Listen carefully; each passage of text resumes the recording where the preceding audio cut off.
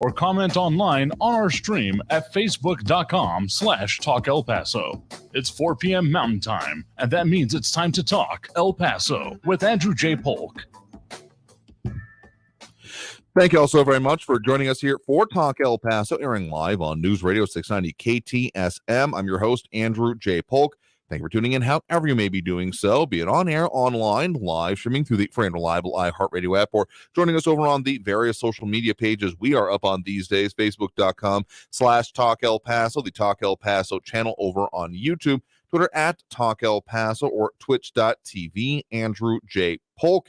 A lot of stuff going on here today. A lot of people tuning in, chiming in with us already over on the various places we're up on, including, of course, the social media, facebook.com/Talk El Paso, the Talk El Paso channel over on YouTube, Twitter at Talk El Paso, or twitch.tv, Andrew J. Polk. Of course, those are some of the better ways you can interact or chime in, whatever you want to do throughout the program, as, those are pretty much always up there. But then you can also add your 2 cents, etc. So really, whatever works best for you is the best way to do it. Twitter's more of a DM kind of response thing, but we do keep our eye on that. Can't put it up as much on air, but if you want to add there, as we do have Bernadette Vandicolt chiming in right now, a good afternoon to you as well. So good demonstration there of how it works. And if you want to add any other 2 cents about the many things we'll be talking about today here, as much as this has been, sort of a shortish week for those of you that have the some of the time off anyway.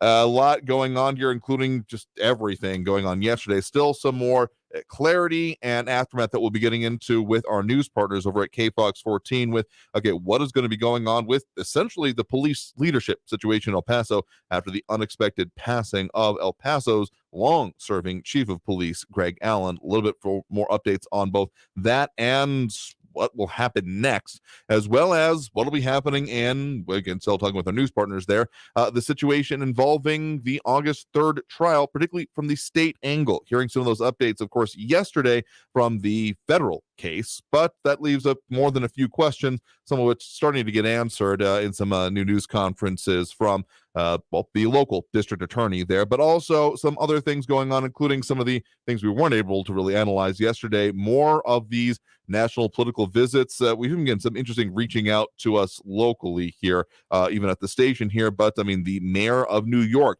making the trek out here to far west Texas, what he had to say and kind of the response of it there, kind of, I'll just call it interesting and worthy to be talked about. But then, of course, also the Texas legislative session going underway, some budgets being set, but surprisingly leaving maybe a bit on the table. Because, of course, there are some limits, but it gets more complicated than that. Also got other things going on with, what has now been put into place and what the actual priorities are. So a lot to get into today as we'll keep delving into and all the things affecting us here in the Borderland. As we always do there. So again, however you're on with us, those dropping those likes and reacts already, we do appreciate, including James Holmes, Flaco Jimenez, Robbie Flores, Monica Cervantes, and Bernadette Vandicolt. We do appreciate it here. So let's go straight to what the mayor of New York had to say. Some interesting pictures going on both from national media and printed in some of our local media over this past weekend. Again, New York City Mayor Eric Adams specifically meeting kind of around the Sacred Heart Church area with El Paso Mayor Oscar Leeser. And it was some interesting back and forth, some conversation. Not often that we have actually coming to visit the area. And, well, I will say this, that Adams, notably a Democrat, said this, according to reporting over from El Paso Inc., that specifically on the lack of federal support that they are seeing, of course, there's been the busing efforts and the removals and things like that been going on both locally based as well as some of those other statewide efforts that have largely been taken over now ever since the disaster declaration was made late last year. But Adams said, quote, "Our cities are being undermined. We don't deserve this. We expect more from our national leaders to address this in a real way." And it was a pretty quick 24-hour trip. So you could argue it's a little bit more maybe a substantive of a visit here as opposed to kind of I'm not going to call some of the previous visit whistle stops, but not exactly in depth or taking the time to go out to L&J's, anything like that. So just some of the numbers that are being put forth there, just to put some things in perspective, as much as there have been, of course, the encounters at the southwest border, the 2 million and change that we saw as of last year. Of course, not all individual people, could be multiple of them, part of the further kind of pressure cooker and problem. But I mean, particularly on Sunday, what the mayor of, again, New York said is that the city could not welcome more migrants, and said that 800 had arrived on a decent day, and saying, quote, New York cannot take more, we can't. Further noting that about 40,000 had been arriving in, I think, over the last year, give or take. So just, it's always interesting when kind of an outside perspective, as in, more than 40,000 is the estimate there. As we also have Matt Olson and Austin Redfearn chiming in over on the social media. Good afternoon, and yo-ho to you as well, I suppose, is the correct response there. But yeah, so the fact that I actually came here and viewed and was talking about some of the issues.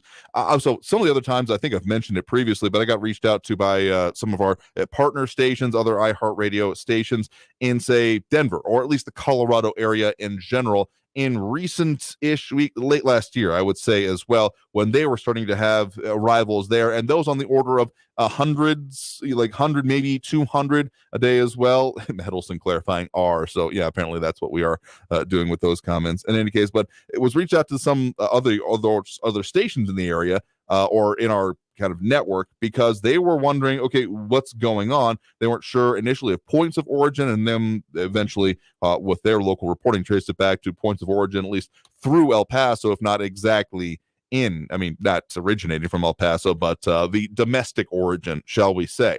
So there's a lot of kind of, to a certain extent, confusion, and then also concern about kind of what happens there. I will say the issues are different whenever it comes to kind of what happens after the arrival, because the focus here in El Paso has very, very, very much been keeping it moving along, keeping people going.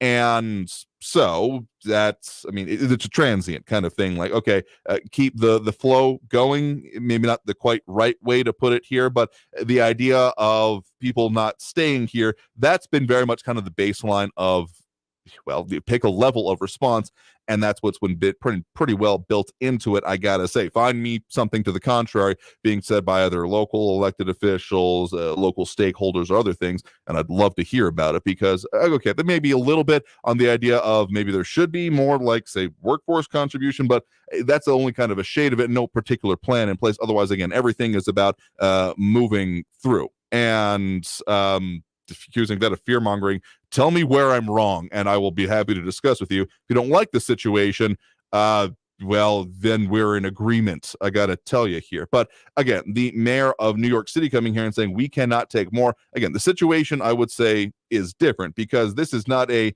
transient situation. Once they arrive there, individuals are often looking to then stay and settle. So shelters and other issues ending up being strained, for lack of a better term, or at the very least, that's what is being referred to there.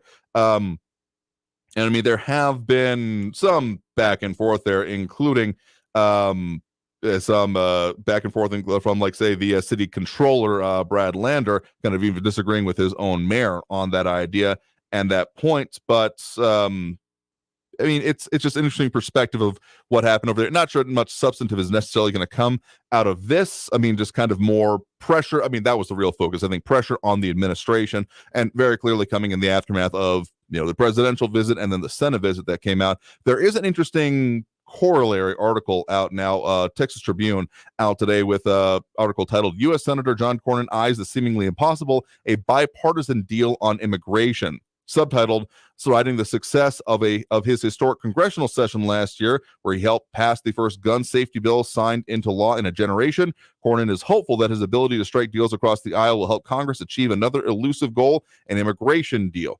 Does start, of course, with coverage in El Paso and part of the recent visit, talking specifically about, as I think had been brought up previously by some callers, some Chinese migrants who had been in the area and had been interviewed by Border Patrol there, but kind of reviewing more of the substantive, actual, maybe potential policy impacts coming out of these visits. And that's the part that we're going to continue to focus on here, because seeing what actually comes out of these visits. I mean, the visits themselves are significant in their own right. I mean, there's arguments about, dog and pony show and those kind of things, which you're entitled to your opinion on, but the actual policy or lack thereof, it may or may not happen here.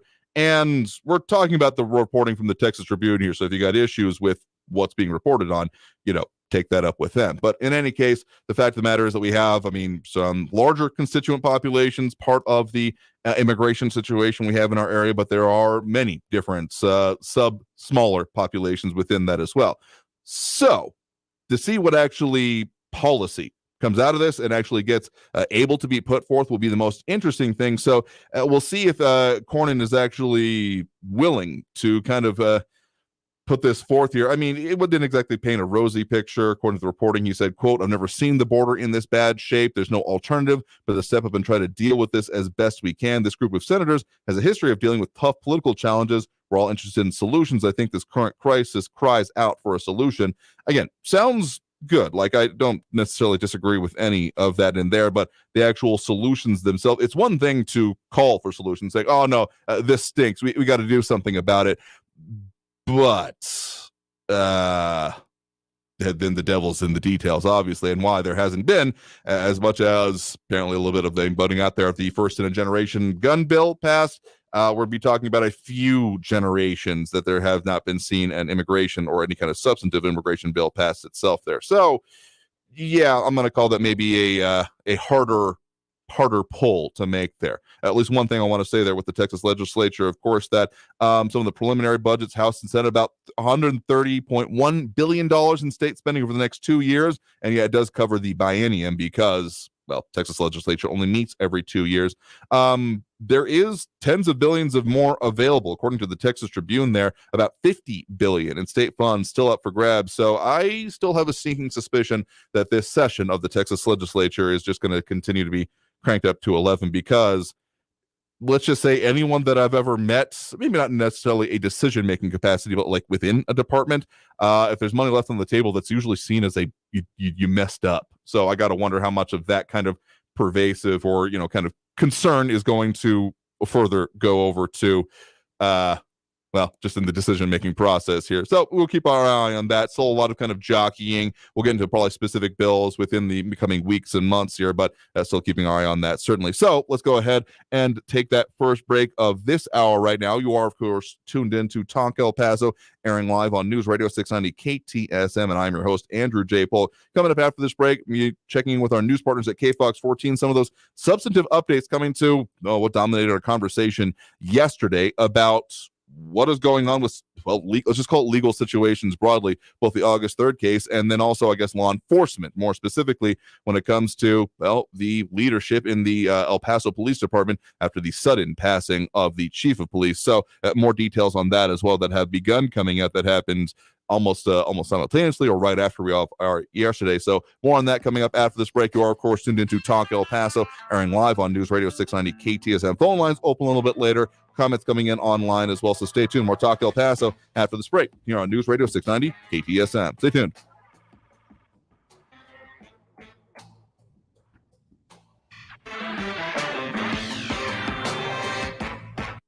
Traffic all day. News Radio 690. Road work and lane restrictions are slowing down the 10 westbound this afternoon. Executive Center Boulevard up to red. It's a 45-minute delay. And folks taking Mesa North are also finding a big backup, 17-minute delays from the downtown exits up to Artcraft. Now there's a crash at South Mesa Hills, southbound at Mesa. Stop and go on Global Reach with half-hour delays from the Spur down to Montana Avenue. Carrie Edwards, El Paso traffic.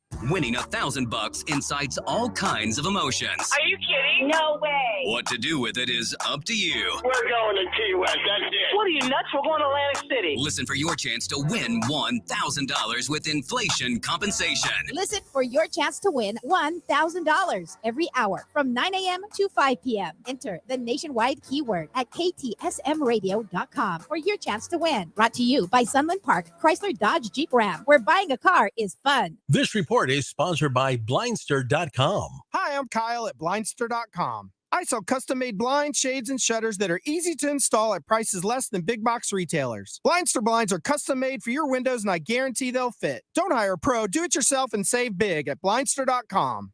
Hey, El Paso, Ivan Ochoa, General Manager from Sunland Park Chrysler Dodge Jeep Ram Fiat. Thank you, El Paso and surrounding areas, for helping us be El Paso's #1 volume dealer in new Chrysler, Dodge, Jeep, and Ram sales in 2022. Our goal is to ensure that everyone gets the best deals and exceptional trade-in offers so we can be #1 again in 2023. Trade in and trade up for less during the Start Something New sales event at Sunland Park Chrysler, Dodge, Jeep, Ram, Fiat. For a limited time, get super low 2.9% APR for 72 months on new 2022 Ram trucks. Super low 1.9% APR on 2023 Jeep Grand Cherokees and get $3,000 off MSRP. Plus, we have a huge selection of new Dodge Chargers and certified pre-owned vehicles with the best prices in town. Worried about your trade or credit? Don't sweat it. Our lenders will push to approve your credit, even if your credit is less than perfect. Trade in and trade up for less at Sunland Park Chrysler, Dodge, Jeep, Ram, Fiat. Where buying a car is fun at I-10 and Sunland Park Drive or online at sunlandparkdodge.com. Estamos en tu esquina, El Paso strong. Includes factory rebate and dealer discount plus TTNL. 2.9% APR is $15.15 per thousand finance. All select vehicles with approved credit. Offers not combined. Hey Texas! This time of year is all about coming together and enjoying time-honored holiday traditions or starting your own. This winter, make sure your fellow Texans, especially those with a serious mental health condition, know how to stay informed and protected from increased COVID-19 risks associated with serious mental illness. Getting vaccinated is pro-Texan protection against COVID-19. Visit www.vaccines.gov/search to find a vaccine provider near you. Make a New Year's resolution that's easy to keep. Help protect your identity and finances with LifeLock Identity Theft Protection. LifeLock detects identity threats you may miss on your own. And if you become a victim, LifeLock will work to fix it. No one can prevent all identity theft or monitor all transactions at all businesses. But LifeLock by Norton makes it easy to help protect yourself. Join now and save up to 25% off your first year. Go to LifeLock.com. Use promo code NEWS. News Radio 690 KTSM El Paso. Live from the KTSM AM 690 studios, it's Talk El Paso with Andrew J. Polk. To be a part of the show, follow on Facebook at facebook.com/Talk El Paso. Now here's your host, Andrew J. Polk.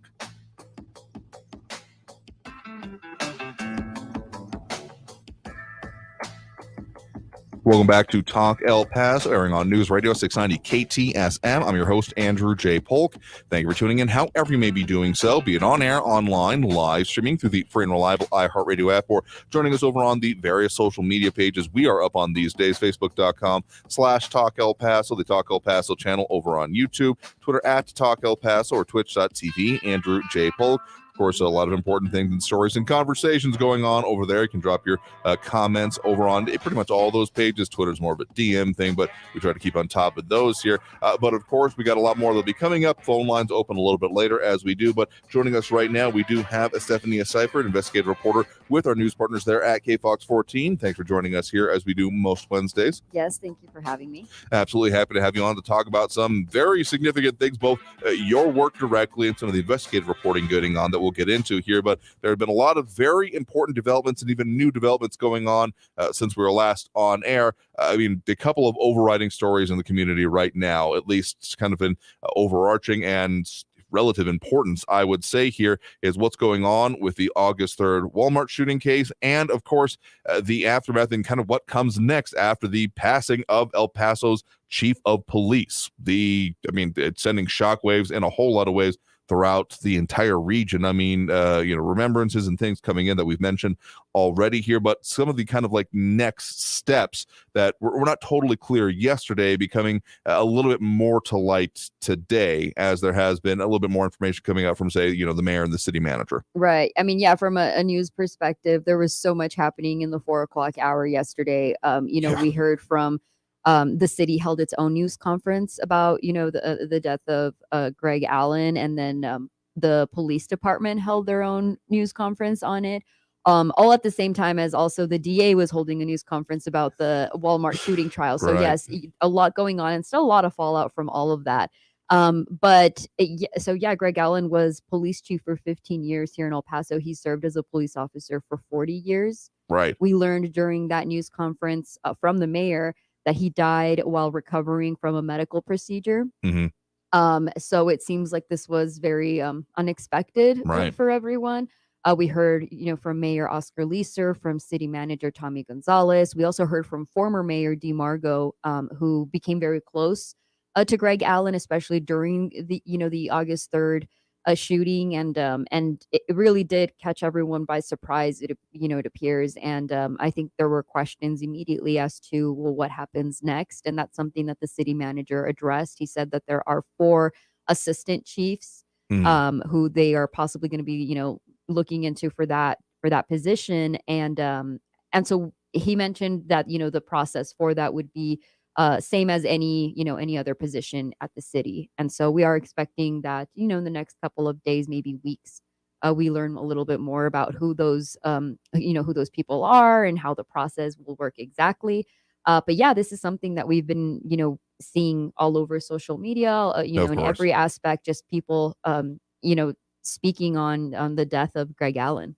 Yeah, again, shock is an understatement for a lot of people here. At least some intimation in our comments yesterday about what may have happened or what people had been hearing, but so a little bit more clarity again. Yeah, passing away during the recovery from a medical procedure. And so, yeah, specifically what the El Paso city manager Tommy Gonzalez said is that we were looking at the talent he left behind. He left 4 very strong assistant chiefs, giving them an opportunity. We'll be talking to them. We're following the same process as every department that we manage here in the city. So I guess that also kind of goes to the question of kind of who's in charge right now, which is also one of the big questions that I would have liked to have seen in the initial release. But I understand that a little bit more focus on the bereavement and sudden shocking news part of it. But knowing that there has been kind of a who is in charge now, not exactly line of succession, but, next level leadership, able to step up and kind of, take over or make sure that daily operations still happening in this process.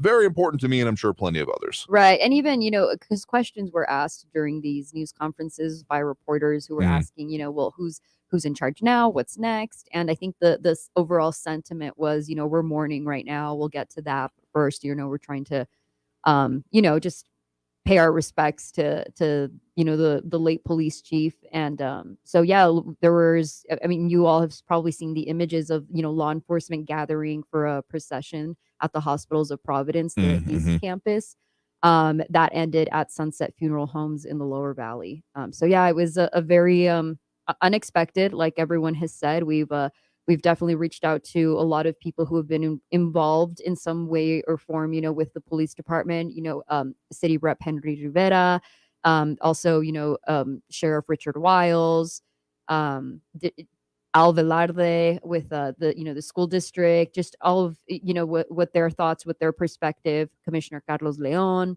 Right. So we've definitely, he was well known in the community. He was in that position for years. He joined the city of El Paso in 1978. He was named chief of police in March 2008, and he was 71 years old. Yeah, and again, that kind of came as a surprise to me. Again, he's been on the force for a long time, and even when I started, there were people that I in news in general, there were people I knew that had dealt with him on the beat, so to speak, here before he kind of achieved leadership as he did, and that have remembrance of him at those point in time. So he's definitely been a feature of El Paso law enforcement for quite a long time. Yeah. So, and like I mentioned, we're probably going to still hear about what comes next in the coming days, and so that's something to definitely keep you updated on for sure. Absolutely. But again, some of the important kind of initial questions of, what is going on right now that, unfortunately do need to happen at the same time as, bereavement is going on. Getting some of those answers I find very important here. Again, if you're just joining us, guest right now, Stephanie Seifert, investigative reporter with our news partners there at KFOX 14. The other, of course, a major one that was going on yesterday, and again, a little bit more information coming out even as we were on air yesterday about, some of the possibilities and the moving forward for the August 3rd Cielo Vista Walmart shooting case here with, again, as you mentioned, a news conference being held by the new district attorney for El Paso, Bill Hicks, about kind of what comes next, because of course, just to set the table here, it was the decision made yesterday, or announced yesterday anyway, by the federal prosecutors, the federal prosecutor for the Western District of Texas, announcing that they will not be seeking the death penalty, which raised several questions then about how the state might go forward with it, because there are some policies in place, essentially under the Biden administration about seeking death penalty or not. But then there are significant logistical questions that happen then for the state level case, particularly since the district attorney is the lead agency going into that one again for the state level. So maybe a little bit more clarity, but I would still say more questions still up there when it comes to well, essentially what that office will be doing about it. Again, the district attorney's office. Right. So in that news conference with the El Paso District Attorney Bill Hicks, he mentioned how the state of Texas is still seeking the death penalty in that case. So the DA still is committed to, as they say, seeking justice for El Pasoans on this. And but he did explain that since the accused shooter is in federal custody, he has to be released before the state trial. So it is something that, there's now going to be time for, I guess, both sides to prepare for this more than, in order for the trial to go forward.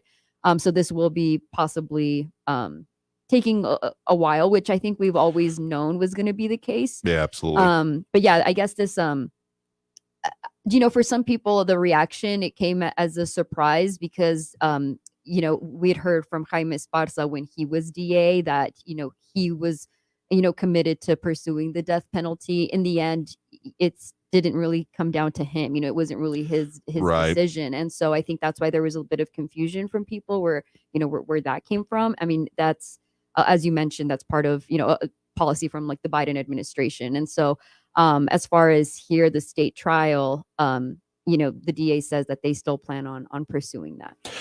But the questions then remain about kind of when it can happen. And part of the news we talked about yesterday is then that the now date has been set for essentially the start of 2024 for the federal trial. So that would raise the potential then of it being able to proceed in the state case in the meantime. But again, the release parts of it here that he said, the quote directly from, again, District Attorney Bill Hicks, the defendant is in federal custody, so the state is not able to prosecute the Walmart shooter until he gets out of federal custody, and we're able to get him back into state custody. Until that happens, we're not able to go forward with our prosecution. So that's one of the issues here. But of course, a whole background thing going on with the reason that Mr. Hicks is now in the district attorney's seat is because of the state of the office, the resignation and previous investigation and removal attempts of the previous district attorney. So the question then also remains about essentially, can that office necessarily, logistically get to it, given the state of it and given the rebuilding efforts that have been a major feature of at least the start of Mr. Hicks' time in that office here. So basically kind of what he said about it is that we're going to evaluate and may have more later announcements, but the clarity on kind of timeline for the state side of it, again, going through the district attorney's office, not totally clear, and again, raises more questions as well. Right. Also, because when he, stepped into this position of El Paso DA, he was asked, are you going to, run for DA in 2024? And he said that would be something, that I think we're not really sure of at this point right now. And so that also coincides with that case as well. And so I think there's still a lot to be seen, what happens in these next 2 years. We'll just have to see.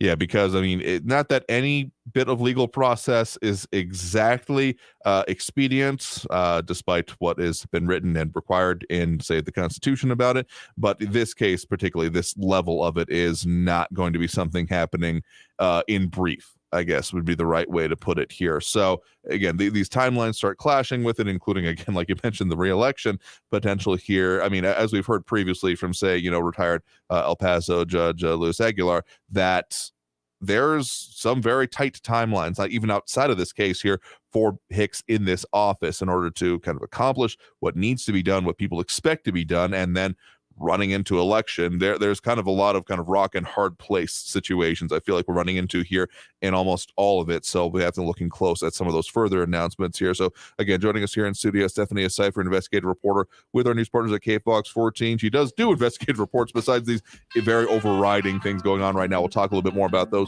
coming into this next segment, including what she's got coming up for you tonight. So stay tuned. More Talk El Paso after this break here on News Radio 690 KTSM.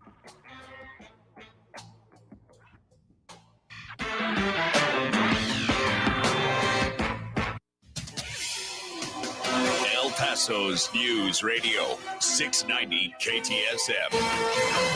Hello, everyone. This is Robert Olguin with your KFOX 14 news update. Friends and colleagues continue to honor the memory of Greg Allen, the longtime El Paso police chief who died suddenly. According to city officials, Allen died yesterday while undergoing a medical procedure at a local hospital. Allen served as the El Paso police chief since 2008. He served with his hometown's police department since the 1970s. El Paso Mayor Oscar Leeser says that El Paso has lost a great leader. Greg Allen was 71. Funeral arrangements are pending. A vehicle chase that started on Trans Mountain Road ended in northwest El Paso with an SUV crashing into a home. The vehicle crashed into a home on Porterhouse Court just off of Red and Wrestler. According to DPS, the driver was identified as Frederico Ceniceros of Juarez. Ceniceros was charged with human smuggling. Authorities say 5 migrants were in the SUV. 3 were taken into custody. 2 others got away. This has been your KFOX 14 news update. I'm Robert Olguin. News Radio 690. Traffic all day.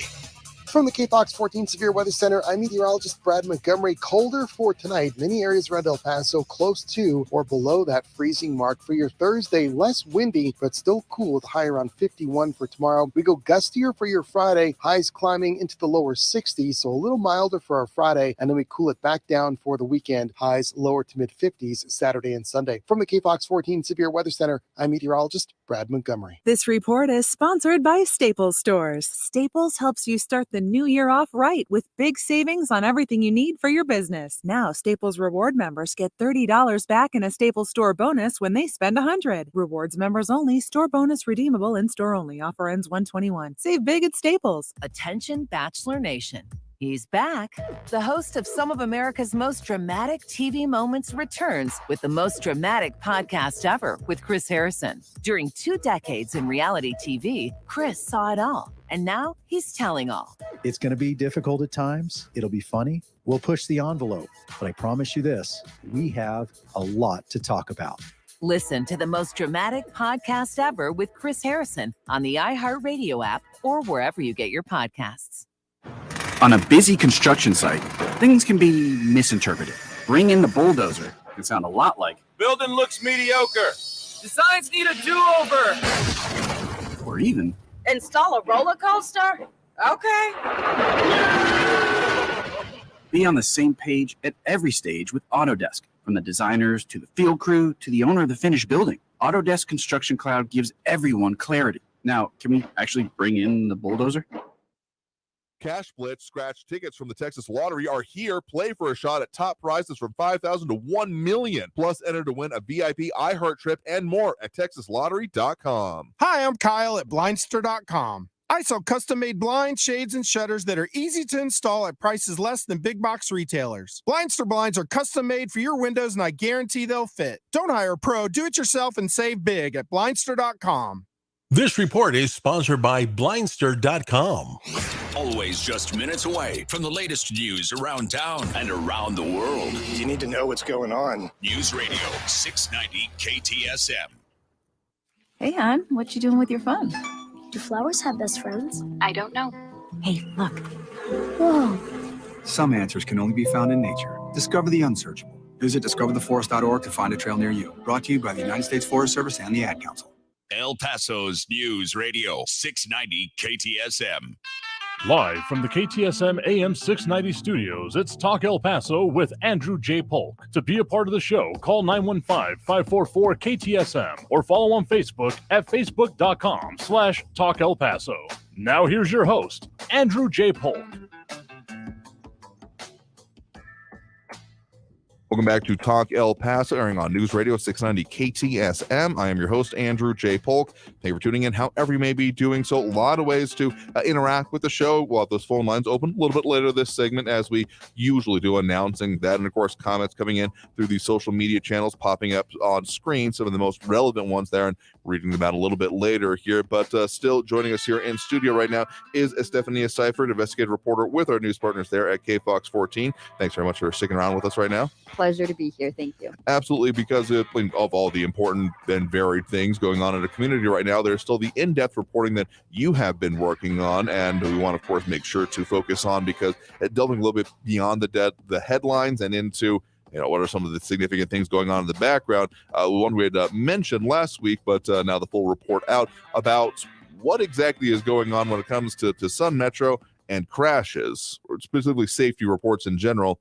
Now, you've done some other specific reporting in the past on incidents, like specific incidents that have happened, including the pretty provocative pictures that come out of the one of a bus kind of through the front of a house. And so that generally leads to questions about, okay, so what's being done about this? What are some of the overall levels? And that's what you delved into then for your report. Right. And so just as you mentioned, we had done previous stories about the types of incidents involving Sun Metro buses. We'd also done reports on the Sun Metro bus drivers and their claims about burnout and how, many fall asleep sometimes just because they're so tired from working overtime. And so all of that just kind of culminated to looking into, okay, now that the year wrapped up, let's actually see how many crashes were reported in that year and also compare that to previous years. And so we did file open records requests, and we found that there were 132 crashes reported between January and November of 2022. In 2021, there were 163 crashes. And 2020 was a difficult year because of the pandemic. Many bus routes were canceled. And so that one, the data wasn't totally, not apples to and apples. all there. Yeah. Right. So we went ahead and asked for data for 2019, in which 195 crashes were reported. And so what we noticed is that there has been a decrease in crashes. And so we asked Sun Metro about that. And they say that, they are seeing that there is, about a decrease for sure. The department is down about 60 accidents per year since 2019. So that's about 20, crashes a year. And we spoke with the assistant director for transit operations at Sun Metro, and he says that he thinks that the decrease is because of the training that they've been doing. The training has been focusing more on employee wellness. And that includes, sleep, health, and just, trying to make sure that their employees are healthy so that they do a good job on the job. And so they think that this has also been, one of the reasons why they've seen the decrease. They also think the transition between First Transit, which used to operate Sun Metro, to now the city of El Paso managing Sun Metro has something to do with it. So, a bit of change of management there is what they attribute to this decrease in crashes. So kind of both change in management, but then also, you can do all the road safety work that you want if you're not worried about, who the person is behind the wheel and kind of, what state they're in. Sure, there's, I'm sure, trainings on and requirements to not be impaired, inebriated, any of these things here. But something that often sticks with me, particularly around say the time changes, whenever particularly we spring ahead, which will be coming up here before too long, is that some of the analysis essentially put it as if everyone is drunk on the roads, basically, because everyone's got an hour less sleep. They haven't totally adjusted. And so, sure, drunk driving is absolutely a problem, but being kind of not having gas in the tank, so to speak, personally, is almost as significant, even if it happens in those circumstances I'm talking about all at once. If we've got people that are overstrained, it doesn't matter how well-trained you are, how competent you are, if you don't have the personal wherewithal because of being stretched thin, that strains things. Right. Oh yeah, you can't really fight sleep. It just comes over you in one blink and you're asleep, especially if you're really tired. And so the training is focusing on drivers' wellness in nutrition and exercise and in sleep. Also keep in mind that the city was going through staff shortages, specifically with bus drivers. And so the way that they were recruiting was that they were offering the training themselves to get a CDL. And so that's still something that the city is paying for. They're still paying for people to get their CDL, train with Sun Metro, and then that, leads to a job, them being able to become bus drivers. And so that's a program that's still happening with Sun Metro. That's something that they're still doing. And and so just I know it's hard to gauge numbers. So if you do want to take a look at the web story to look at that for yourself, that is posted on there, and as well as other stories that we've done on Sun Metro. Absolutely here, including, some of those previous ones that you've done specifically, including some of the related ones, including about burnout and how that is going to be addressed here. And just to put in perspective, 114 Sun Metro buses doing 300 miles daily. So, there's a lot of coverage that comes from that there. So, again, that's Stephanie Cipher, investigative reporter with our news partners at KFOX 14 to see this story we're talking about, or pretty much any of the previous ones that we mentioned so far here. KFOXTV.com, and then click under the KFOX 14 Investigates tab. And you do have another investigative report coming out tonight on a different subject, but one kind of, I'm not going to try to compare the impact of them, but certainly also impacting in its own right. Yeah. So, also a story that we've covered, extensively, having to do with, teachers and schools. And so in this particular story that I'm working on for tonight, I had a couple of teachers reach out to me and tell me that they are concerned with a concept that EPISD, implemented for this school year, where first graders and kindergartners are being taught in the same classroom by the same teacher. And it's called a blended classroom or a multi-level classroom. And I spoke with the El Paso Teachers Association about this. And she says, she was made aware of it. The president, at least, was made aware of it in October.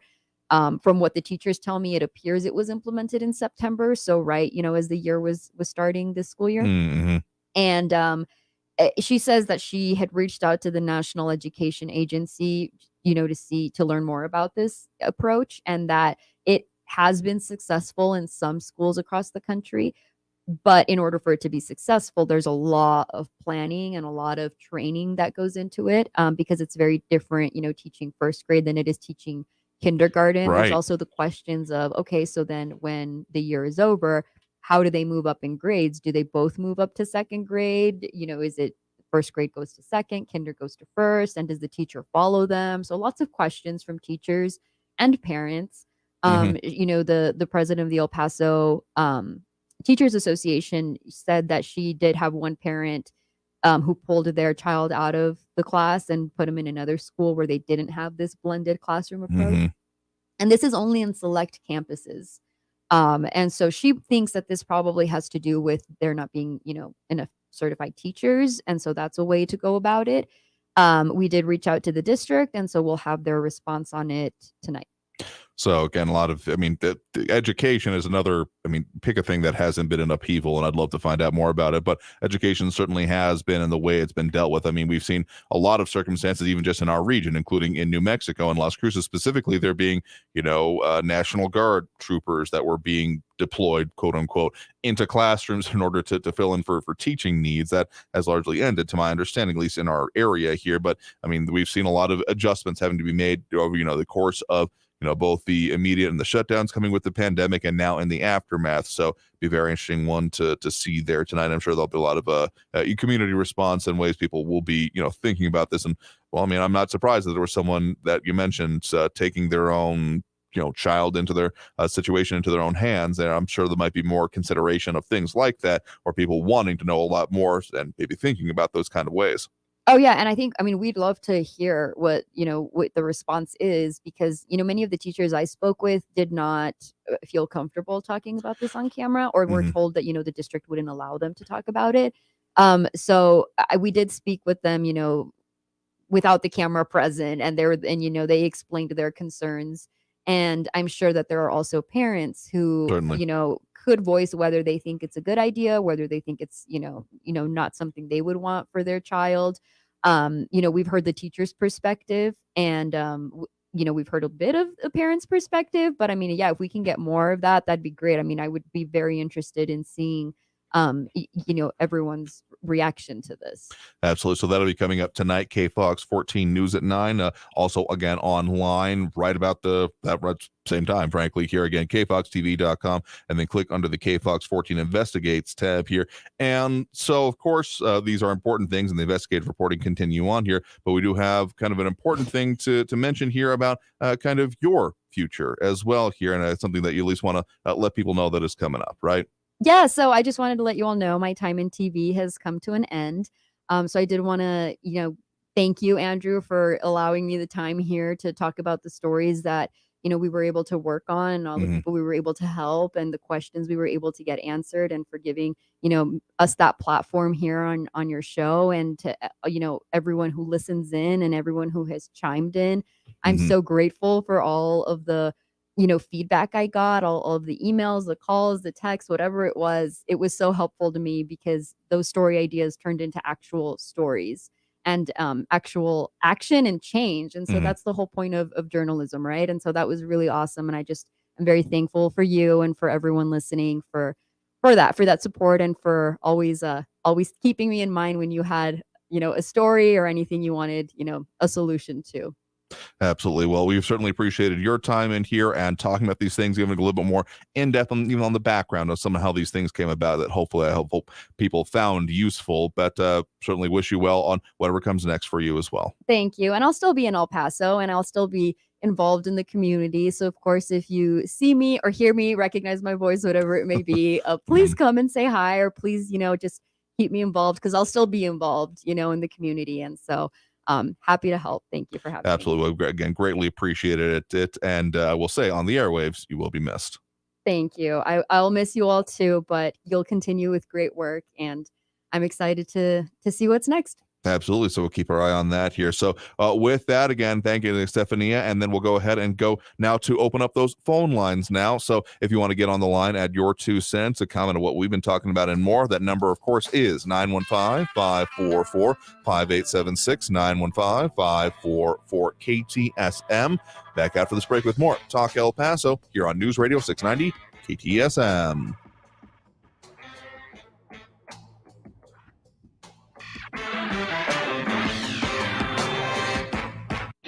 Traffic all day. News Radio 690. Major delays on the I-10 westbound continue this afternoon. Stop-and-go traffic from Executive Center Boulevard up to Red, 45-minute delays due to road construction lane restrictions. Slow traffic on Mesa Street northbound from the downtown exits up to Artcraft. It's up to a 21-minute delay. And that crash at South Mesa Hills at Mesa is not helping. Fire and police on the scene. Dyer northbound at Deer Avenue. Watch for an injury accident there. Carrie Edwards, El Paso traffic. This report is sponsored by Wendy's Hot and Crispy Fries. Wendy's knows everyone hates cold, soggy fries, so they changed theirs to serve them up hot and crispy, guaranteed, using only natural cut skin-on fries prepared to golden goodness and perfectly sprinkled with sea salt, guaranteed to be hot and crispy. If yours aren't, bring them back and they'll replace them at participating U.S. Wendy's. El Paso. Does getting credit up to $150 a month to spend on everyday needs like food and over-the-counter products, or to pay for utility bills sound good? Then ask about a United Healthcare Dual Complete Plan. You'll keep all your Medicaid benefits and get more benefits at no cost to you. Call United Healthcare today at 1-855-UHC-MORE. That's 1-855-UHC-MORE.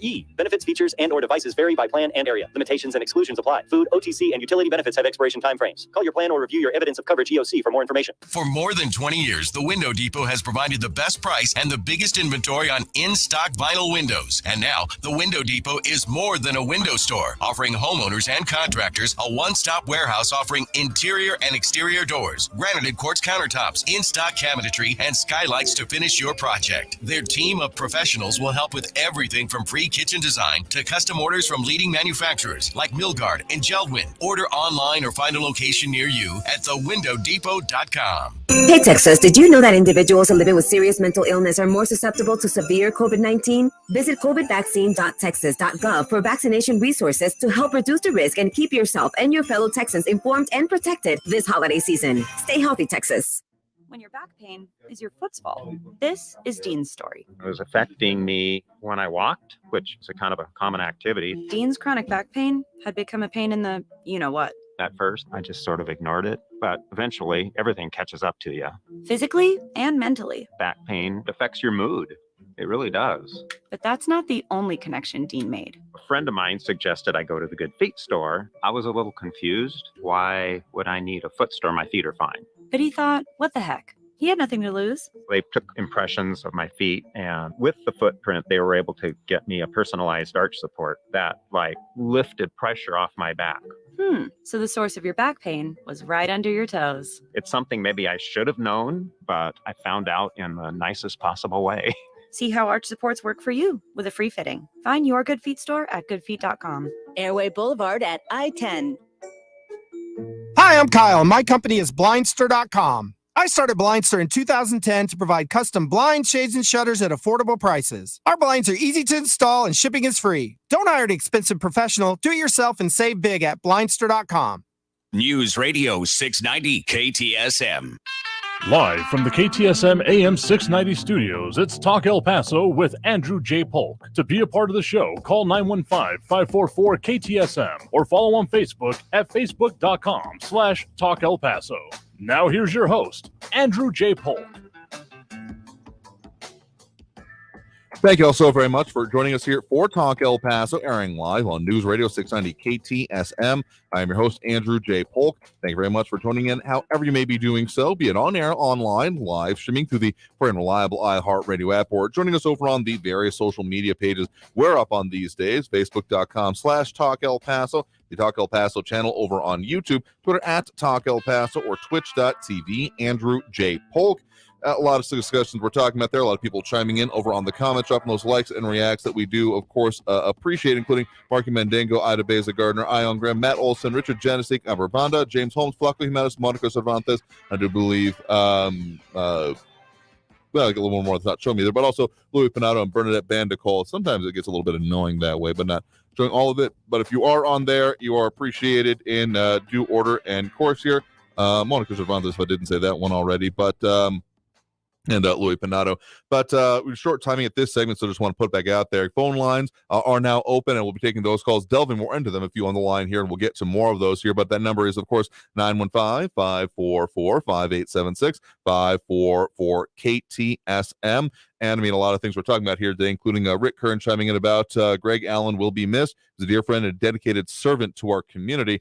I mean, the suddenness of this, I guess, I appreciated the discussion about it because, I mean, I understand there's bereavement, there's mourning, there's sudden loss of for a lot of the elected officials that we were hearing from over the last day, a close colleague. But, I mean, there are still some very important questions about kind of what happens next and what's happening now that I'm glad we got a little bit more information about here, but I'm sure that we'll be doing a lot more coverage on kind of what comes next, because as much as it is responsive, that position to kind of, what city laws are and those kind of things, I mean, there is someone in that kind of leadership position is always going to leave their stamp, their interpretation, how they go about it on the office. So certainly will be an important one that we'll keep our eye on. But coming out of this break, we're going to talk more about these things affecting us here in the Borderland, get more calls going on the line here. So stay tuned. Again, that number one more time, 915-544-5876, 915-544-KTSM. Back after this break and the top of the hour news with more Talk El Paso here on News Radio 690 KTSM. Don't go anywhere.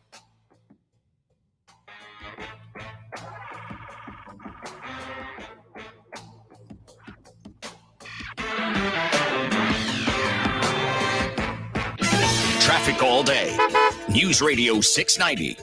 Major delays on the I-10 westbound continue this afternoon. Stop-and-go traffic from Executive Center Boulevard up to Red, 45-minute delays due to road construction lane restrictions. Slow traffic on Mesa Street northbound from the downtown exits up to Artcraft. It's up to a 21-minute delay. And that crash at South Mesa Hills at Mesa is not helping. Fire and police on the scene. Dyer northbound at Deer Avenue. Watch for an injury accident there. Carrie Edwards, El Paso traffic. Hi, guys. It's Mark. Are you struggling with erectile dysfunction? Did you know that a major medical breakthrough is now available and it isn't a pill? Today, Wednesday, January 18th, we're running a one-day special you won't want to miss out on. Northbrook Medical Clinic uses the most powerful form of wave therapy. This is a technology clinically shown to repair blood vessels and improve blood flow. It's backed by 60 clinical studies, including from Cambridge. If you're ready to regain that spark in the bedroom, today is your day. Call us now and you'll qualify for the assessment and ultrasound totally free. You'll also get a gift that can produce rapid and powerful results in the bedroom in minutes. You're going to love that one, guys. Trust me. And today only, we're offering 5 tune-up treatments to our patients free. This is an unprecedented offer worth hundreds of dollars, but call today and qualify totally free. Call 915-529-9000. That's 915-529-9000. Guys, put a stop to your erectile dysfunction and get your life back. Call Northbrook Medical Clinic now to qualify. This offer ends today, Wednesday, 915-529-9000. Always just minutes away from the latest news around town and around the world. It's important to know what's going on, especially around the world. News Radio 690 KTSM. News on the hour and the half. Traffic and weather all day. News Radio 690 is KTSM AM El Paso, an iHeart radio station. NBC News Radio, I'm Brian Shook. New evidence in the murders of 4 University of Idaho students is being revealed after search warrants were unsealed. Washington State University PhD student Brian Koberger was arrested last month in connection to the killings. In the search warrants, investigators described evidence such as blood, DNA, and shoes. The White House is condemning the appointment of extreme MAGA Republicans to prominent committees in the House. Representatives Marjorie Taylor Greene of Georgia and Paul Gosar of Arizona were placed on the Oversight Committee after being stripped of committee seats in the last Congress for making controversial comments, including violent rhetoric toward other lawmakers. On some of these key committees, it appears that House Republicans have handed over the keys to the most extreme MAGA members. That was White House Press Secretary Karine Jean-Pierre. The husband accused of killing and dismembering his wife allegedly Googled 10 ways to dispose of a dead body. In the case of a missing Massachusetts mom, prosecutors today in court also allege Brian Walsh dismembered her body before putting it into a dumpster. Wall Street is closing with stocks lower as the January rally loses a bit of steam. Liz Warner has more. This comes as Microsoft announced it will lay off around 10,000 employees. That announcement causing shares of the company to slide and in turn dragging the Dow Jones Industrial Average with it. At the closing bell today, the Dow lost 614 points, the S&P 500 dropped 62 points, and the Nasdaq lost 138 points. I'm Liz Warner. Kim Kardashian is the new owner of an iconic piece of jewelry that once belonged to Princess Diana.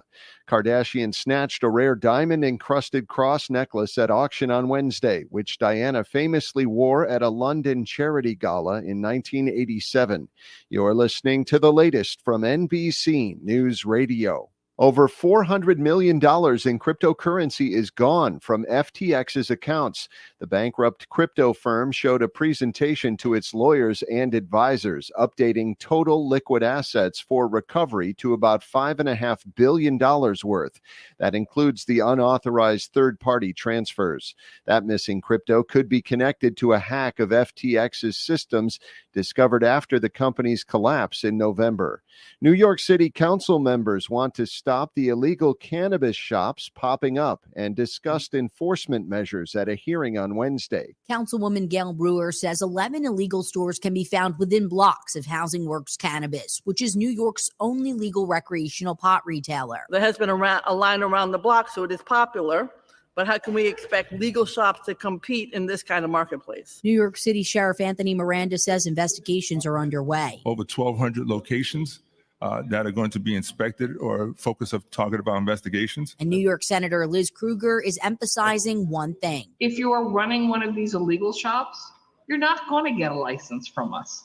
Period. I'm Natalie Migliori. Today is a very special day for anyone who was a kid, has a kid, or is just a kid at heart. Bree Tennis explains. You may not know his name, but you know his work. Author A.A. Milne wrote stories for his young son, Christopher Robin. His stories were about building solid, lasting friendships and a chubby little cubby all stuffed with fluff bear that just wanted a pot of honey. The first book, called Winnie the Pooh, was released in 1926, followed 2 years later with The House at Pooh Corner. Milne died in 1956. We celebrate his life today. Happy National Winnie the Pooh Day. Apple is unveiling the second generation of its HomePod device. It will retail for $299 and is comparable to Amazon's Echo and Google's Nest products. Brian Shook, NBC News Radio. Now your chance to win $1,000. Just enter this nationwide keyword on our website. Pay. That's pay. Enter it now. This report is sponsored by Blindster.com. Hi, I'm Kyle, and my company is Blindster.com. I started Blindster in 2010 to provide custom blinds, shades, and shutters at affordable prices. Our blinds are easy to install and shipping is free. Don't hire an expensive professional. Do it yourself and save big at Blindster.com. Why have over 2 million people trusted their bath remodels to Bathfitter? When a normal day is anything but normal, we fit your schedule with our unique tub-over-tub process installed in just a day with no demolition. When high quality is the only quality that matters, we fit your standards. We've been remodeling baths for over 35 years, and every bath we install comes with a lifetime warranty. Get the bath you want in a day with quality that lasts a lifetime. Bathfitter, it just fits. Visit bathfitter.com to book your free consultation. Only iHeartRadio iHeartRadio gives you access to all.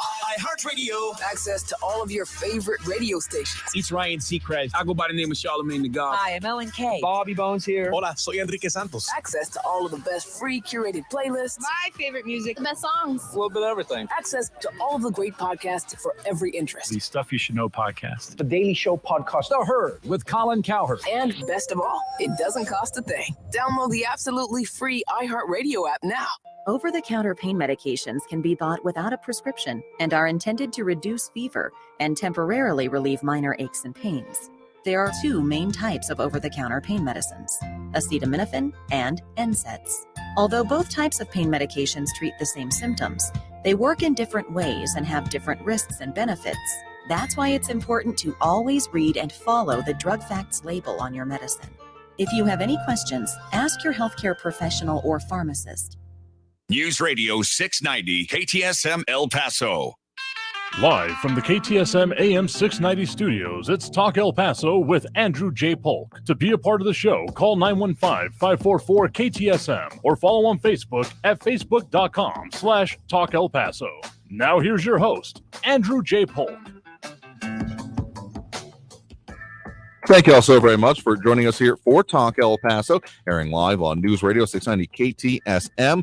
I'm your host, Andrew J. Polk. Thank you for tuning in, however you may be doing so, be it on air, online, live, streaming through the free and reliable iHeartRadio app, or joining us over on the various social media platforms we're up on these days, facebook.com/Talk El Paso, the Talk El Paso channel over on YouTube, Twitter at Talk El Paso, or twitch.tv, Andrew J. Polk. A lot of stuff we're getting into here today. A lot of people tuning in, chiming in, adding their 2 cents there, including at least a couple of comments there of, yes, it certainly is unfortunate, but, I mean, things change there with Estefania Seifert announcing her departure from TV there. Monica Cervantes saying, oh, gosh, you will be greatly missed, Estefania. I mean, we've appreciated her time here and certainly the interactions, and she added on also after we were off that y'all were often very helpful to her, particularly in talking about some of these specific story ideas and other things. So certainly a shared sentiment there, but I'm sure that she'll be around in ways or others, and hopefully can get her back on the air before too long, but probably in different capacities. So stay tuned is all I'm going to say there. Don't know other specific things about them, but in any case, we of course have those phone lines open now, just got pulled up. But if you want to get on the line, of course, that number is 915-544-5876, 544-KTSM. Let's go ahead and jump back on those here now. We do have Raul in the Northeast line with us now. Raul, thanks for joining us. Hey, Andrew. Well, I'd like to talk about leadership, leaders, and the people who blindly vote for and support them. Mm-hmm. You know, what leaders say can influence people's behaviors and actions for good and bad things. Now, that MAGA Albuquerque terrorist was the Republican Party's choice for the New Mexico House District 14. He had previously been arrested, or rather, he was arrested earlier this week, as you know, for allegedly orchestrating a conspiracy to shoot up 4 state and local officials' homes after refusing to accept his November election loss by more than 47 percentage points. Not even close. Now, this Peña character is an ex-felon, having served nearly 7 years in prison after a 2008 conviction for stealing large volume of goods in what they call smash and grab schemes, steal trucks and run them into big box stores and steal high-end electronics. Now, this is just the latest example of how former President Donald Trump's election denialism has stoked rising political violence in the United States. You know, the Albuquerque terrorist was an ardent Trump supporter who attended Trump's January 6th rally and insurrection in Washington, D.C. How about that, huh? But like his messiah of manure and mendacity, traitorous moron Trump, Peña refused to concede and allegedly conspired with 4 individuals to carry out the politically motivated shootings. He paid at least 2 of them to fire at Democratic leaders' homes while driving in the stolen cars. Now, you know, sadly, politically motivated violence aimed at government officials and their families has become increasingly common since Trump started targeting his critics, punching down like the bully he is. You know, his racist, xenophobic rhetoric incited a Trump terrorist to murder 23 people in El Paso, Now, I reiterate, what leaders say can influence people's behavior for good and bad things. According to Darnell West, now he's a senior fellow of governance studies at the Brookings Institution. This is what he says. There are individuals who are planning attacks and working with others to carry out armed assaults. People with opposing views are being targeted with the aim of either of hurting them or silencing them. Now, I've gotten a couple of threatening calls due to my calls to your show. And some of your listeners wanted me canceled a long time ago. And sadly and tragically, the number of threats against members of Congress rose dramatically between 2017 and 2022, with Capitol U.S. Police investigating nearly 10,000 threats in 2021. And the threats against Republicans have primarily been to Republicans who voted to impeach former President Donald Trump, like Representative Kinzinger, who was a second lieutenant and pilot of the United States Air Force and flew missions in South America, Guam, Iraq, and Afghanistan. So the Republicans who will do anything to acquire and keep and enhance their power to get behind scum like Peña and Representative George Santos, who has been caught lying in his resume about his education, work experience, and ancestry. He said he graduated from an elite college and got an MBA. He didn't. He said he worked for Citigroup. He hadn't. He said he was Jewish ancestry. He didn't. So I guess Georgie Boy figured that if Trump could tell 30,000 lies while president, he could get by with a few himself. But that craven Republican Speaker of the House, Kevin McCarthy, took Georgie Boy into the Republican Party to get his vote, which he desperately needs to stay in power.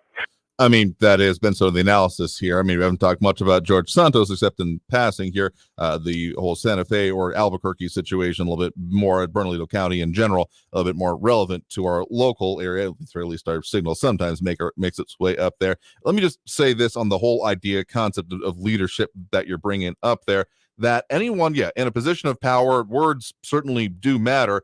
And I frankly don't care who's saying it. Anyone that is seeking to essentially achieve greater power, because there's plenty of ways that you could just, stoke anything up, rile up a crowd. I mean, that's a reason that I use particularly phrases about like riots and such here, because there are people who may not have even had concerns or wanting to be a part of anything violent. That's, I mean, in the heat of a moment, things can be done. I mean, if you want to talk about January 6th as part of that, the latest reports I've seen, at least out from AP and such, is about being investigated on those links there to January 6th of attendance at it, but has not been shown yet. What has been mentioned so far is, law enforcement is putting out that they have a lot of evidence against that Solomon Pena figure that you're talking about there, including selfies he took with some of the alleged co-conspirators or the people that he hired. So I'm not exactly going to accuse him of having an overabundance of intelligence here. I mean, if you're literally planning crimes, the last thing you'd want to do is further document the perpetration of them. But again, I've been well known to not be fully understanding of the criminal mindset here. But to your core idea there about the idea of leadership, words do matter, the way things that are put forth here. And I do find it somewhat beyond unsatisfactory to say that, I didn't mean it that way whenever push comes to shove, because unfortunately it has been a factor of the political rhetoric that we do inhabit these days, that pushing things further, trying to get, the edginess out there, because as we talked about previously, anger it's an easy way to get people motivated and involved. I don't like that by any means, because the idea of people only being, anger is not a sustainable emotion. You can only be angry for so long before it either burns out or you just go insane. There's just no other two ways about it. So just having to keep push that button is the only way of getting people engaged doesn't work. And anyone just saying, I wasn't really serious about it, as often ends up coming to statements. I mean, there has been statements from a spokesman for the former president here. Let me see, I got a mention of it, at least in one of the stories we were preparing to talk about today. I mean, basically saying that any link to him is, they deny that categorically, essentially. So at least want to mention that in this circumstance. But beyond that, into the core idea that, if you're saying that, we need to, I mean, if you just keep amping up the rhetoric. So that's why some of the things have been brought up previously. I mean, the idea of just saying that, what the words that I say don't matter, and that I can describe it any way I want, and anyone doing something on their own, beyond that, it's solely on them. At a certain point, there is maybe not, again, legal consequences that we discuss, but I mean, the choices people make voting. I mean, we often talk with boycotts have been brought up recently, and the idea of voting with your dollars, but voting with your participation in things and support of it is also pretty important here. So I think people do need to see what is going on in politics. I think there's a lot of people out there that feel like, even still in these days, disaffected, disconnected, and like, okay, well, I'm one person. What can I do when it comes to these huge, overwhelming issues, such as, national leadership of a political party, much less the nation, can seem very kind of ephemeral, very hard to get a hold of or figure out what you can do. But it takes, individuals making decisions in large amounts in order for these things to be able to come about, and these people to be able to get into places of power and those things. So people making individual decisions, it may feel like, okay, it's just one person, but that is literally the source of all of this. So I would encourage anyone that is finding themselves unhappy, sad, upset, any of these things when it comes to leadership, their political choices, those kind of things here. And okay, I've often said that there not being opposition, there not being full elections or actual challenges on the ballot is an unfortunate thing, because that shows a lack of robustness in our local area. I will say that sometimes just filling in a warm body, regardless of the qualifications of them, may not be a good idea either. I still want like a quality candidate in there, kind of, I guess, as I like, and would want there to be actual, informed voters in going actually out to the ballot boxes and, casting their ballots. But I guess it's a balancing act, because we still have a problem in both those areas. Again, both in having enough people willing to run and go out and do that, and then actually go into the ballot box as well. So it's not a good situation. Again, when you're talking about the George Santos and other parts of it, just they put someone in place there regardless, or the Pena situation overall, that, well, we got to get someone in there running. So that's not a necessarily good way to go about it either. So I will agree that words matter, but saying that therefore it's everyone that disagrees with me is wrong, that's never gonna quite fly there. So appreciate the point in the call there. We do have a couple more that came on right now. Let's try to do at least one more call before we get to that next break right now. We do have a caller on the line here right now. You're live with Talk El Paso. Who's this? Hello? Hello there. Yes. Hi, you're live with Talk El Paso. Who's this? Hi, Andrew. It's Barbara on the west side. Oh, hey there, Barbara. Sorry about that. I didn't hear my name, but anyway. Mhm. I just wanted to make a few comments. Number one, about Chief Allen. I respected the man. I respected the man when he stood up against the BLM movement here in El Paso, when the county had that meeting. It takes a lot to not go with a party when you have a different perspective of what's going on and you're in law enforcement. So I was saddened to hear his passing. Certainly. The other, I think we lost a great man in law enforcement. The other thing I wanted to talk about is, you will recall that last week I called regarding the Biden administration increasing legal immigration costs anywhere from 35% all the way up to 1,200%. And the purpose of that was to raise funds to help with the processing of illegal immigrants. And they were going to spend $2 billion of the approximate $6 billion they felt that they could collect on use it on illegal immigration. The second thing that you remember I talked about was that President Biden reopened the welfare dependent legal immigration, and that's called the public charge rule, which had been, strengthened to prohibit people who had been on our government welfare dependency programs, to keep them out of the process of applying for the green card. And President Biden changed that to allow them. He said anybody who has a history of dependency on the federal government will not be excluded from applying for green cards. So it turns out that he is now asking illegal immigrants who are working here without permission to become whistleblowers against their employer. And he has promised these employees that they will have a job and that they will not be there will not be any repercussions for them turning in these employers. So I started thinking about it, and I thought, why doesn't, rather than pitting illegals against legals, employers against illegals, employers against employees, why doesn't President consider mandating, as they have in Florida, all businesses use the E-Verify system? Why don't they do random checks on these companies that they maybe leaders suspect have illegal immigrants working in the facilities, why don't they do random checks on I-9 forms? Those are very valuable to a company. There are so many things that they could do besides pitting, once again, dividing the country once again on immigration issues. Rather than to at least start bringing the country together on immigration, they continuously look for ways to anger people, to make us stop and think, what in the world is happening here? Why can't they just realize that what they're doing isn't working? But if his objective is to make more illegal immigrants legal, which is what he, in his own words, said he's going to do, well, then they're never going to look for a solution to what's happening in our country, which is unfortunate. But anyway, that's what I wanted to, the two issues I wanted to discuss today. Biden again, this is his third round on how to mess up the our immigration system further, rather than to find a solution that is not really hard to implement. I will say that, particularly on the enforcement part of it that you're bringing up there, I'm not going to be 100% on this, but I cannot recall, in any case, a job that I have held, applied for, et cetera, that did not have that. That's a part of it, the I-9 verification, at the very least, in any kind of like professional way. Like maybe when I worked like the snack counter back in college, I can't remember if exactly was a part of that, but anything I've had since college, yeah, that's been a major part of it.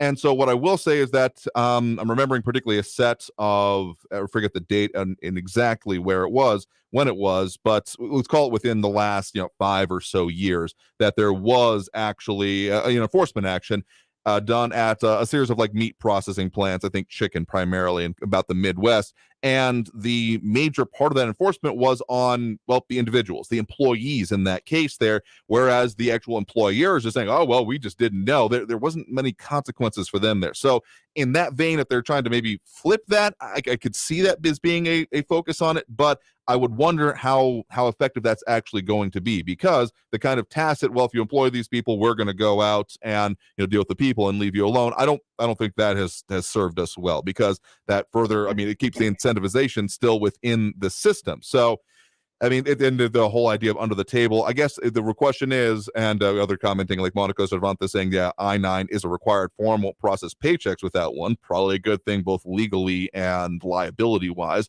But I guess the real point I'm trying to get to here is that if you got to deal with kind of the underground, not exactly underground, but the under the table system, more accurately, I guess I should say, when it comes to, we'll pay you under it. There's a whole lot of that has existed for a while. So if it's going to be a switch and a flip there, I think it maybe should be probably an expanded system, because doing only one part of it, or this kind of flip-flopping back and forth on which aspects are going to be enforced, I wouldn't see as necessarily going to be maybe the most viable system. Consistency and continually going after this, adding this in would probably be a good thing, but therefore ignoring other parts of it, I'm not sure that's going to work out either. The kind of incentivization you're talking about, it's been incentivizing, well, employers to look the other way for a while now, because maybe there won't be that much consequences for them here. So it'll be interesting to see what changes come out of this, but it kind of has to stay in place. And if you're going to remove other parts of it, what other parts are being incentivized is another question that definitely comes up. Well, Governor DeSantis in Florida, Governor DeSantis in Florida passed a bill requiring every business in Florida to comply with the E-Verify, and if not, they will lose their licenses. And he said the majority of them have signed up. If you haven't, and they gave them a time frame to get the paperwork in, otherwise they're going to be prosecuted. Now, if we pass bills in each state to that effect, that puts the employer on call. You do it right, or you'll get penalized. But like I say, President Biden is just looking for more illegal immigrants to give them a legal means to be in the United States, which is not the way to enforce our laws. Here we are sending another signal: come into the U.S., work illegally, and we're going to empower you. You will be empowered. And basically, that's what he's doing. He's empowering the illegal immigrant, using our laws against us. It makes no sense. It's just going around the same bush and not solving anything. That's my opinion. Fair enough here. But also, thank you for the comments and the remembrances about Greg Allen as well. We'll, again, be paying close attention to the process that goes through. No exact details on the funeral parts of it yet, but I'm sure that'll be coming here probably before the end of the week, I would expect. Yes, thank you, Andrew. All right. Have a good evening. You too as well. Thank you very much for the point of the call. You have a good one there. And with that, we'll go ahead and take that next break right now. So coming out of this break, we'll continue talking about the things that affect us here in the Borderland. And if you're not doing that and you're just trolling people, I've already put one person in timeout there today. Haven't had to ban anyone else anyway, but if you're not actually wanting to talk about the things that are affecting us in the Borderland, the things that we're talking about here, you're going to be excused. But let's go ahead and take that next break. Again, that phone number to call is 915-544-5876, 915-544-KTSM. Back after this break with more Talk El Paso here on News Radio 690 KTSM. Stay tuned.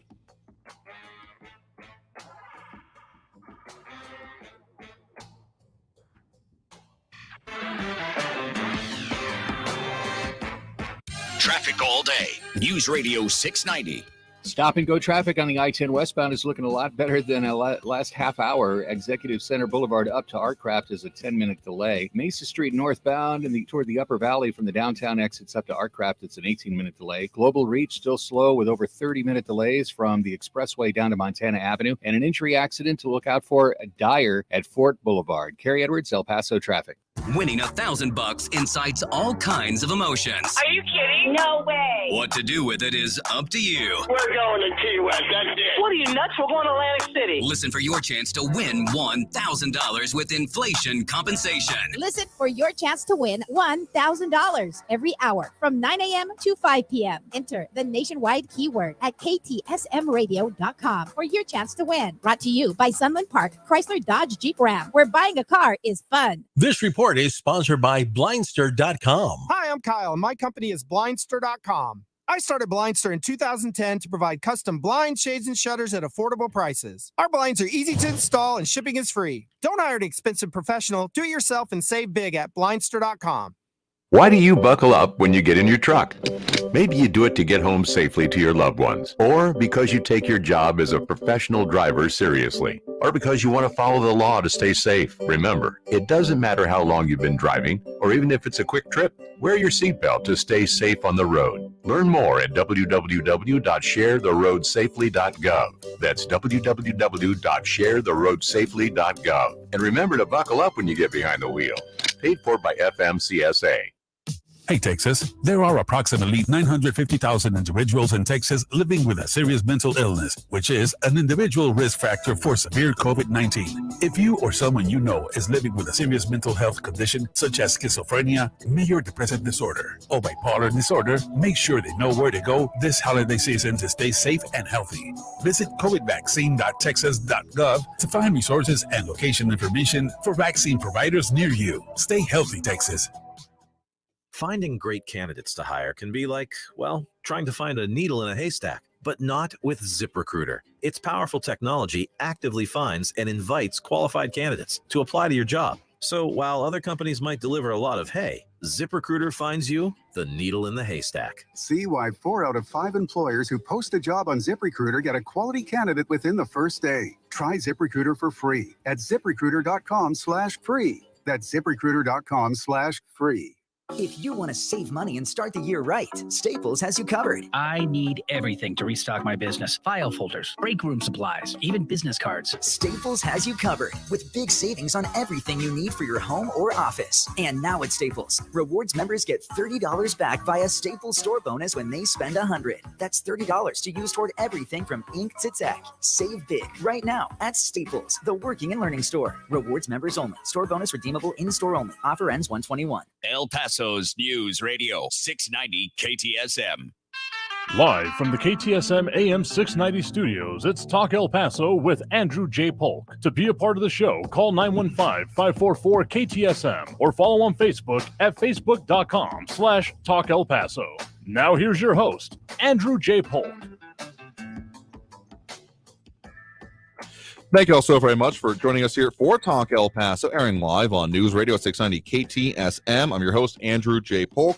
Thank you for tuning in however you may be doing so, be it on air, online, live streaming through the free and reliable iHeartRadio app, or joining us over on the various social media pages we are up on these days, facebook.com/Talk El Paso, the Talk El Paso channel over on YouTube, Twitter @Talk El Paso, or twitch.tv, Andrew J. Polk. Also, that phone line open here, though, you got to make sure you get good signal when you're calling in. I don't think we're having any phone line issues on this point here, but have a couple of phantom calls come in. Like, where it looks like it rings, we just get dial tone on this end. So just make sure you got good signal. That seems to have been a problem in the past there if you're calling from a non-landline. But in any case, that number is, of course, 915-544-5876, 544-KTSM. Talking about a lot of things here today, a lot affecting us here in the borderland here. So let's get back to those phone lines right now, including, a lot of other comments coming in, including Kay Green saying that southern border needs to be shut down and no one allowed in. The specificness of that is where the devil in the details always with it, because that would, if there was to be, like, say, a total, iron curtain along the border here, as some have called for, that would significantly affect us here in the borderland and a lot of the trade. It's estimated that somewhere between like a third and a quarter of all jobs in El Paso are directly related to the trade that moves back and forth. So that's kind of the balancing act that does have to be struck here. Can understand if you're talking about the idea of anyone able to, say, approach not between the port of entries, as has been kind of the Biden administration policy put forth, the whole CBP One app. That is, it's not even to get into like any kind of specific program. It's to be able to basically schedule a time to appear at a port of entry. So, yeah, there's a lot of further conversations have to happen with that. Another call that did come on off air was about when it relates to the August 3rd shooting case and the death penalty of it, being very dissatisfied with the administration, specifically the Attorney General Merrick Garland, for essentially not allowing any federal prosecution to move forward whenever it comes to death penalty. That was, of course, the other part of the decision coming out early this week from the Western District of Texas and the federal prosecutor's office. Again, I will further note, I do feel it's important that does not preclude a state level case on it, though, as we brought up, again, speaking, unfortunately, for the last time in this capacity on this program with the Stephania Seifert, investigative reporter with our news partners at KFOX 14 for the moment anyway, that there are some considerations for the state case, but there are significant logistical difficulties, including a question of if it could even happen before the end of this term of office, because trying to get it in before 2024 when the federal case starts and actually have it able to conclude is a major question, and whether or not it could actually then be able to happen afterwards. Well, if it has to wait until 2025, then we've got a potential for a new DA there. So there's a lot of unknowns and further question marks that come with that. Potential more announcements come from the DA's office. We'll certainly be keeping our eye on that here. But let's go back to that phone line now. We do have Stephen on the east side here with us right now. Stephen, thanks for joining us. Hey, thanks, Andrew. Mm-hmm. Yeah, I was listening to your guest last hour and listening about the education and this idea of having multiple grade levels in the same classroom is kind of interesting. It reminded me of the Amish. They kind of have a system like that where, the maybe by necessity, but the older kids will actually help teach the younger kids things that they've already learned, and that helps reinforce things that they themselves are supposed to know. Teaching is a real good way to kind of reinforce things that you've learned in the past. Now so it's one way to have those kind of strategy. And like you said, the teachers are trained in order to, make that kind of thing work. That would be one thing. But it's another thing if you're just short on teachers and they've got no choice. Yeah, I'd agree with you there. They kind of, I got at least shades of, if not exactly the implementation of, the whole, one room classroom idea of, in some of the earlier generations of the United States of its own here, and kind of what you're talking about with like what the Amish still have. And yeah, those worked in their own way, but given, okay, if you're going to be saying, okay, a teacher has to do these, multi-grade classrooms, but all of the same standards when it comes to, say, like testing and lesson prep and things like that, you're going to remain all the same, and they're not getting any of like the benefits of the system you're talking about. I would have several concerns about, okay, so what are we doing to actually make this work? As I brought up, there have been other ways that they've tried to, in regionally speaking, that is, deal with kind of that the teacher shortage situation. So if this is solely in reaction to that, there's a lot more I'd be wanting to know. So be looking forward to Stephania's report tonight on that about, okay, so how are they managing this? And if it seems like it might be kind of being rolled out. It's not in every campus, even within the El Paso Independent School District, but I guess just questions abound. I will just say that. I wonder if she knows anything about there's been a lot of teachers being, especially bilingual teachers, being offered a lot of money to go east in Texas and to these places where migrant children are being held, and to teach bilingual teachers to teach there. I mean, I'm talking close to six figures, way more than you would on a regular teacher salary. Now, that's not easy, because if you're married with kids, you got your kids here, you basically have to leave your home and go to teach. But it was big time money. It was a good offer to go out there and do that. I haven't heard about that specifically. I don't know if this will be part of her reporting here. I think it's a little bit more locally faced. It does have a ring of truth to it, I will say, because there's often, pick a profession or a thing, anything that requires a degree in our area. And oftentimes there's a lot of recruitment and or poaching. A kind of case in point, whenever I'm driving, particularly westbound near Bassett on I-10, there's that one constant billboard there that says looking to hire for correctional officers specifically. They're mostly looking for language proficiencies and willingness to do it, but they're offering more than necessarily local institutions of comparable scope offer. So I wouldn't be surprised if there was that kind of recruitment efforts to specifically that kind of thing, or just kind of in general. I mean, it's been a conversation for a long time now that teachers are underpaid. I mean, Texas has had its own investigations going on to it in the lead up to this legislative session. New Mexico has, of course, taken its own kind of tact on it, and including changing some of the base salary and compensation. So, I mean, it's been a problem for a long time now, even before the pandemic, the shutdowns, the regulations that came with it kind of laid bare, or even to the bone in some cases, these difficulties even further. Yeah, I definitely feel for teachers. They've got a hard job. They've got to deal with bureaucracy that comes with government institutions that is not fun. A lot of them are not happy with that kind of thing. Overworked, underpaid, totally agree with all that. As for this other topic with that guy who's up in the Republican who ran in New Mexico, how many felonies did he have? Like 17? It was crazy. Yeah, I definitely had spent, I believe it was 7 years in jail previously for, some essentially criminal conspiracies going on and plotting out smash and grabs. So that's kind of what I was talking about, how, I mean, in any port in a storm maybe shouldn't be the concept that applies to political candidates, or, well, we just need someone to run for this. Sure, let's go with that guy because he's willing to. Maybe there should be a little bit more introspection before, and it should never have gotten this far anywhere near the ballot box, is kind of what I'm saying. Well, I was just thinking, if you do felony after felony after felony, and then you just oh, well, they're going to let him back out again. I mean, felons are repeat offenders, and so you just letting people go like that is crazy. People like that are kind of crazy. So I don't know when Raul was saying that the problem is rhetoric and stuff. I mean, Raul is an older gentleman. I think he's probably been accomplished, run businesses.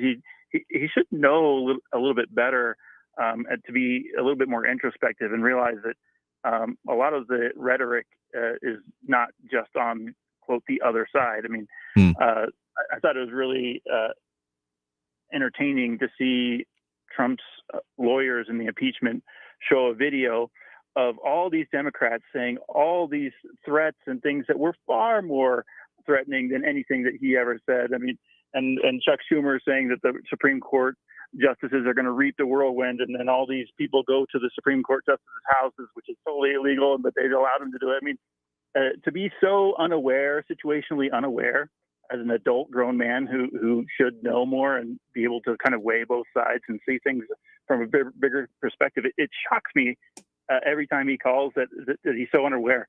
Meanwhile, Eric, he's young, he's brainwashed by whatever philosophy department he went to at some college, and he's never held a normal job and just lived with his parents or whatever. So I give him a little bit of a pass because he's ignorant, because he has never done anything. But someone like Raul should know a little bit better and have a little bit wider perspective of what's going on. I mean, almost every time he calls, he blames Trump for the shooter here in El Paso. When the guy in his manifesto said he wasn't even a fan of Trump, he targeted Mexicans because he was bullied in high school by Mexicans, and he was a rabid environmentalist who wanted to kill people because people were destroying the environment, like a leftist ideology. So I don't know. People should be a little bit more aware of ideologies that are being thrown out there. I will say this, that I am seriously careful with my word choice and how I'm expressing things, that I don't care who is saying it. Anyone who comes along with the lines of there is no political solution, that the only, again, to borrow a phrase, solution is direct action, which is a broad category and doesn't necessarily usually include the kind of things we're talking about here. But I feel like in this case, it's appropriate. Anyone who says that's the only way to get things done is just flat wrong in my mind, because anyone saying that we can't talk about things, we have to act, we have to insert action here to deal with the people that you don't like, opposition, etc., is just wrong. Because if you can't actually discuss the things, I mean, sure, if someone is actively disrupting things and saying like, no, we can't talk about the things you want to, we have to talk about trivialities. I mean, there's whole manuals out there about how to disrupt actual productive discussions here that I also take in mind and to heart here. But I will say this to the whole idea of it, that, yeah, anyone putting forth these considerations of, no, we can't deal with this through our laws, essentially, is just never going to be one that has my support, regardless of who is saying it. Not trying to do any kind of like both sides kind of thing, but I mean, anyone who finds themselves possessed by that as an ideology and as an idea that should be moved forward with is just flat out wrong. History has proved that wrong. It goes against the entire, ethos and ideas behind, I mean, maybe you want to call it the imperfect founding, but still the more perfect union that we try to strive through, or should be trying to strive through everything that it is that we have and we do. And I do feel that robust discussion is certainly a part of it. And to any specific commenters or kind of things here, I mean, yeah, if we got broken record time going on here, where if I can write down on a card and hold it up what you're about to say here, it may be something that we're going to find ourselves moving on from, because I don't even care necessarily what the point is. That's just bad radio. Yeah, and my final point was a little bit about what Barbara was saying, is that encouraging illegal immigration over legal immigration. I mean, you just raise the fees on legal immigration and then, kind of allow illegal immigration. It does encourage one over the other. And I do think, like I said this before, the Republicans, people in this country, I think would be totally in favor of increasing legal immigration if they would get the illegal immigration under control. I think that's a totally reasonable thing to do. But just allowing this chaos and the drugs and the sex trafficking and the child sex trafficking and fentanyl and all these different things, just allowing this kind of thing to continue and the chaos is ludicrous to me. I think that it's something that can be done, but there's no political will to do it. It seems purposeful to me. And obviously, it should be very clear that legal immigration is superior to illegal immigration in terms of the organization of it, the outcomes and everything. So I'm surprised there's not the political will to do that. Again, I'm going to point back to that article I brought up at the very beginning of the show, the one from Texas Tribune, kind of doing a larger and more policy-based overview of the visit from the senators a couple weeks ago, now led by Texas Senator John Cornyn. But to your point there on the political will to fund, it kind of goes into that, the idea of maybe trying to craft something bipartisan. I will say this, that in our situation right now, I mean, we have had a pressure cooker is an imperfect metaphor, but closer to it than most others that I can think of the fact that, with Title 42, I mean, even going back to MPP, the idea of taking the problem and shoving it over there has not led to solutions. It's just been further kind of penting up the problem that we see with people and frankly, the demand for it. So if there is any solution that involves it here, I mean, I know it often comes either one way or the other of, okay, we need to secure the border and that's it, or we need to deal with illegal immigration and our broken immigration system.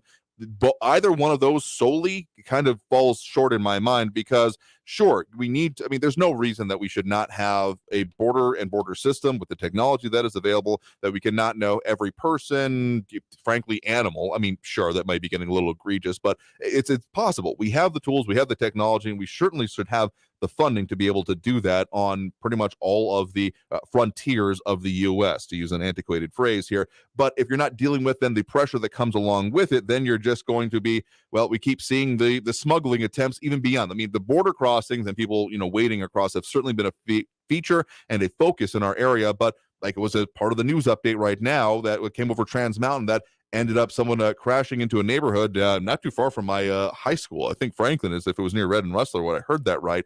And that's the kind of further pressure that's going to be happening there. So if you're not dealing with the pressure that is behind this, because this isn't coming out of nowhere, these are situations that can be studied and looked at. So if that's not being dealt with, like kind of through the legal immigration parts of that you're talking about here, I think any solely kind of physical solution is going to fall short, and we're going to continue to be in the situation no matter how secure we may put it. Then it just becomes, not a phrase I'm trying to use lightly here, but an arms race in terms of measures and countermeasures, not really like force of arms is what I'm trying to get at there.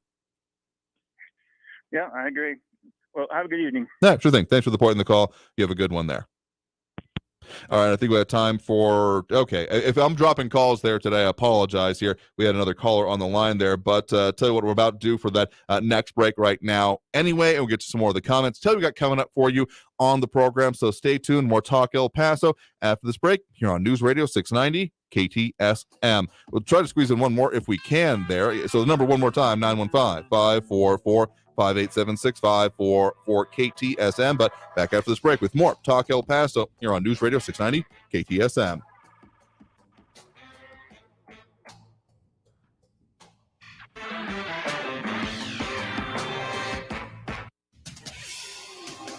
El Paso's News Radio 690 KTSM.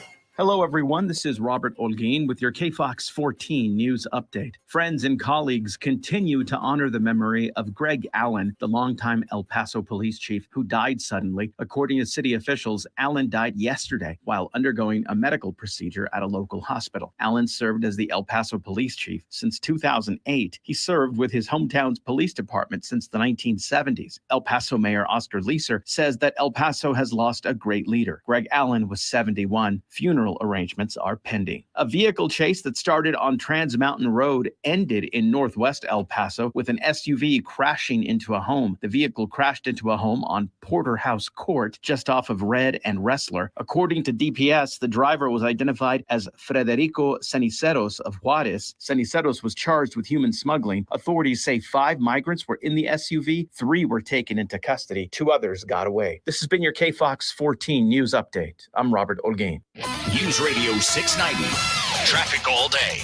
I-10 eastbound is slow all the way to Prospect, Wyoming Avenue exits to Trowbridge, a 15-minute delay. I-10 westbound from Paisano Drive to Red, a 10-minute backup. Northbound Mesa has been slow all day between Wyoming and Artcraft. It's a 25-minute delay. And now a crash North Mesa at Sunland Park is slowing traffic. And watch for the right lane block due to a crash on South Desert Boulevard at Trans Mountain. Carrie Edwards, El Paso traffic. From the KFOX 14 Severe Weather Center, I'm meteorologist Brad Montgomery. Colder for tonight. Many areas around El Paso close to or below that freezing mark for your Thursday. Less windy, but still cool with a high around 51 for tomorrow. We go gustier for your Friday. Highs climbing into the lower 60s, so a little milder for our Friday. And then we cool it back down for the weekend. Highs lower to mid 50s Saturday and Sunday. From the KFOX 14 Severe Weather Center, I'm meteorologist Brad Montgomery. This report is sponsored by Blindster.com. Hi, I'm Kyle, and my company is Blindster.com. I started Blindster in 2010 to provide custom blinds, shades, and shutters at affordable prices. Our blinds are easy to install and shipping is free. Don't hire an expensive professional. Do it yourself and save big at Blindster.com.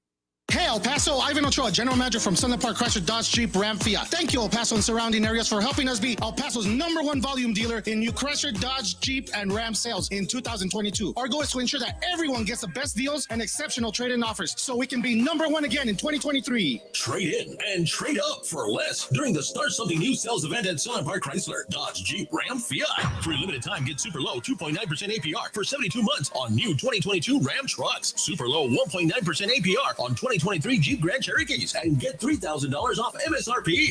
Plus, we have a huge selection of new Dodge Chargers and certified pre-owned vehicles with the best prices in town. Worried about your trade or credit? Don't sweat it. Our lenders will push to approve your credit, even if your credit is less than perfect. Trade in and trade up for less at Sunland Park Chrysler, Dodge, Jeep, Ram, Fiat. Where buying a car is fun at I-10 at Sunland Park Drive or online at sunlandparkdodge.com. Estamos en tu esquina, El Paso. El Paso strong. Includes factory rebate and dealer discount plus TTNL. 2.9% APR is $15.15 per thousand finance. All select vehicles with approved credit. Offers not combined. Struggling with CPAP? Now there's Inspire, the only FDA-approved obstructive sleep apnea treatment that works inside the body to treat the root cause of sleep apnea with just the click of a button. No mask, no hose, just sleep. Visit InspireSleep.com to learn more. Hi, I'm Kyle, and my company is Blindster.com. I started Blindster in 2010 to provide custom blinds, shades, and shutters at affordable prices. Our blinds are easy to install and shipping is free. Don't hire an expensive professional. Do it yourself and save big at blindster.com. This report is sponsored by blindster.com. Traffic all day. News Radio 690.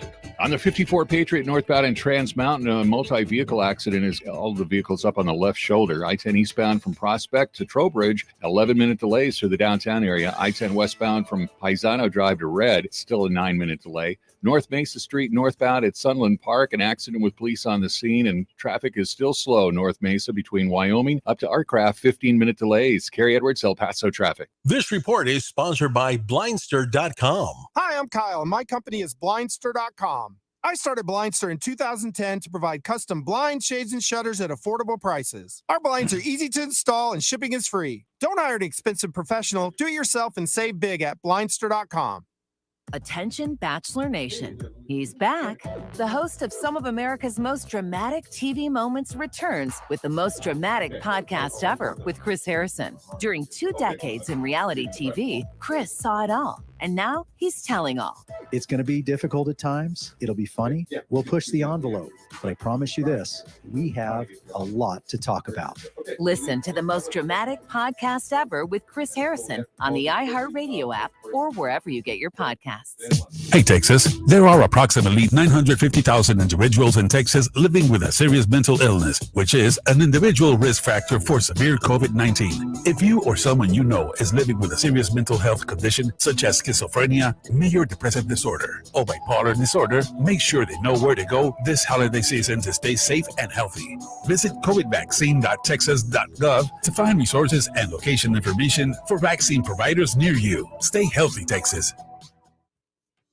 I didn't think it was possible to meet someone like Susan. We just clicked after realizing we each have a strong sense of self and share the same core values in life. After taking our advanced personality test, Daniel and Susan matched on Silver Singles, the secure dating site for 50-plus singles who know what they want. Sign up today at silversingles.com/date. That's silversingles.com/date. Paid actors representing true customer testimonials. Names have been changed. Over 1 million plant and animal species are facing extinction.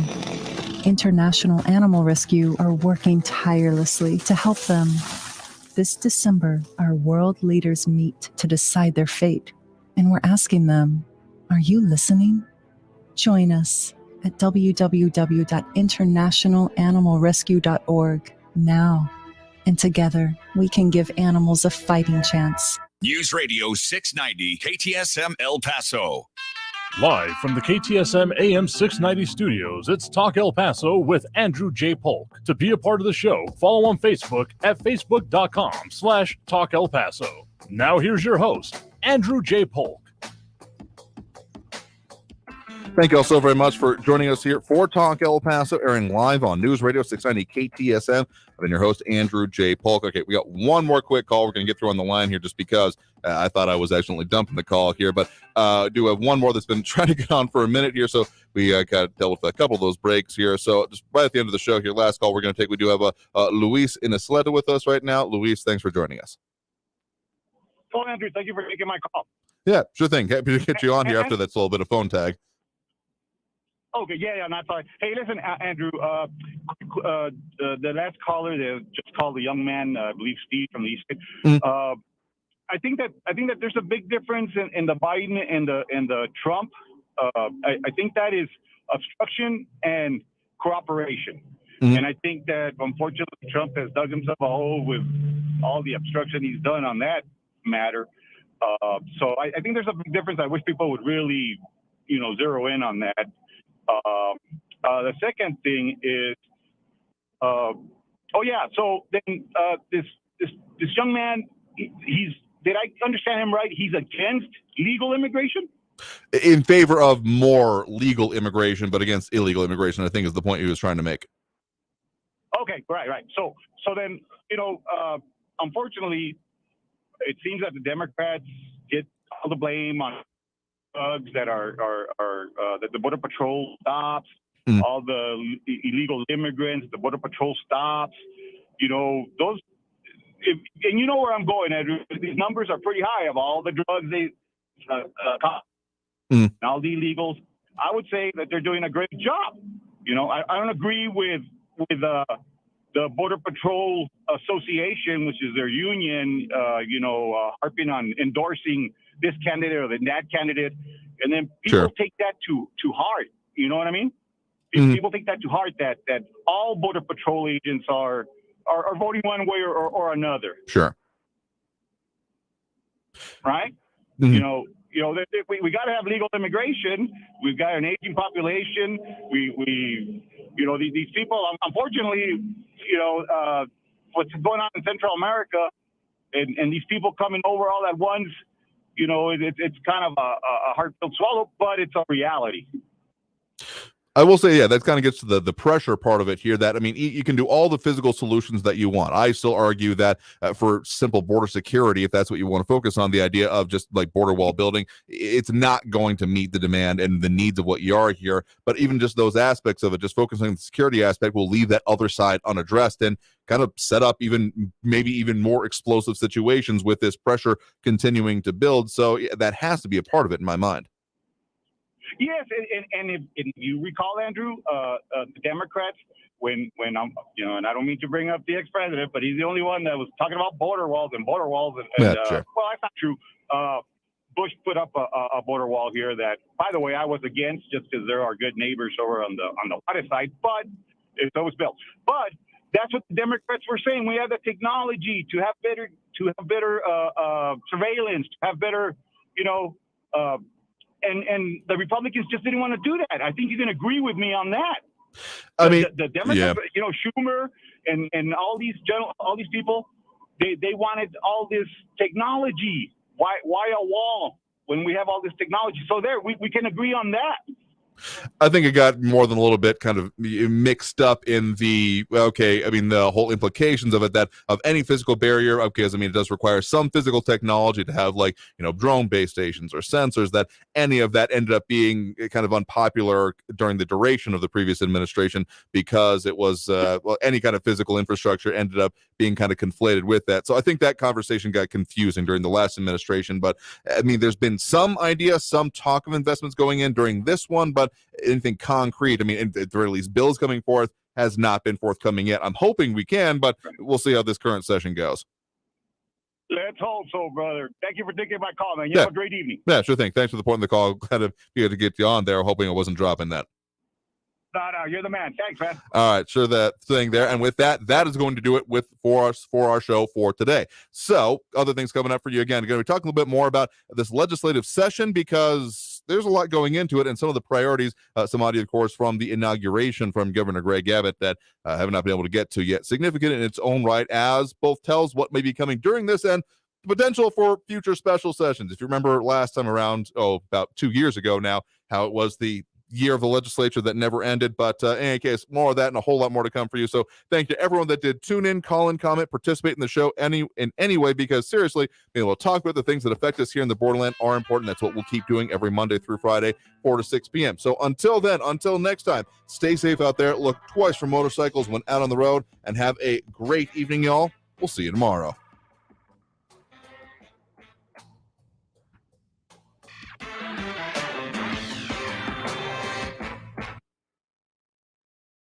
Traffic all day. News Radio 690. If you're on the 54 Patriot northbound, multiple vehicles on the left shoulder after a crash at Trans Mountain. In the lower valley, Border Highway eastbound at the Zaragoza exit, heavy congestion there has the exit ramp blocked. I-10 eastbound between Dallas and Hawkins downtown is an 8-minute delay. Mesa Street still slow northbound Wyoming up to Artcraft, 15-minute delays. And an injury accident now, South Mesa Street at Wrestler. Kerry Edwards, El Paso traffic. Hey, El Paso, Ivan Ochoa, General Manager from Sunday Park Chrysler Dodge Jeep Ram Fiat. Thank you, El Paso and surrounding areas, for helping us be El Paso's #1 volume dealer in new Chrysler, Dodge, Jeep, and Ram sales in 2022. Our goal is to ensure that everyone gets the best deals and exceptional trade-in offers, so we can be #1 again in 2023. Trade in and trade up for less during the Start Something New sales event at Sunday Park Chrysler, Dodge, Jeep, Ram, Fiat. For a limited time, get super low 2.9% APR for 72 months on new 2022 Ram trucks. Super low 1.9%